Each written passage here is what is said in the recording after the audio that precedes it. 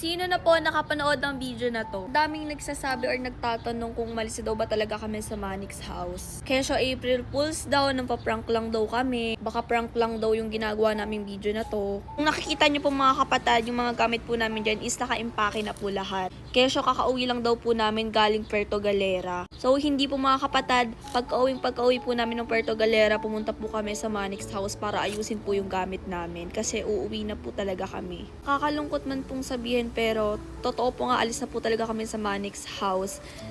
Hindi po ito prank. Wala po kaming issue sa Manix house or wala po kaming kaaway, kaya po uwi kami. Sobrang okay po namin dun sa Manix house. Dahil sobrang winelcome po talaga kami ni Sir Manix dun. Syempre pati na rin po yung mga ibang Manix members dun. Talagang winelcome kami at tinuring talaga kami na pamilya.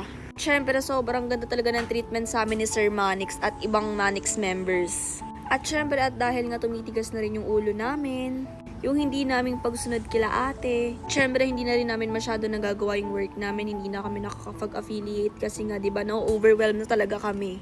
Kasi alam nyo po sa Manix house, sobrang saya talaga dyan. Talagang mag-e-enjoy ka sa loob talaga. Kaya talaga hindi na lang ako magtataka kung bakit ang daming gustong pumasok dito sa Manix house kasi nga sobrang bait talaga ni Sir Manix. Siyempre sobrang spoiled din sa kanya ng Manix family at pamilyay. Dahil nga sobrang ganda talaga ng treatment niya sa aming lahat.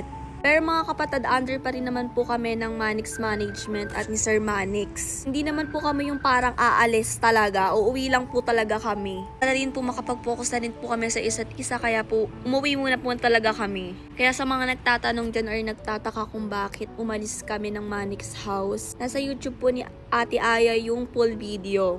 At talagang malulungkot ka rin talaga dito kasi sobrang nakakamiss talaga sa Manix house. By the way guys, nakauwi na pala kami dito sa bahay namin. At sobrang nakakalungkot talaga kasi nga nakakamiss yung parang tatambay ka with Manix family, food trip kasama yung mga Manix family, di ba lalabas kayo. Kaya sobrang nakakalungkot talaga kasi nga nakakamiss nga naman talaga yung pinagsamahan, yung memories namin doon. Syempre sa 4 na buwan or 3 buwan namin pag-i-stay doon, sobrang solid talaga, sobrang sulit. Kaya yun lang mga kapatid, panoorin nyo na lang to sa YouTube ni Ate Aya para mapanood nyo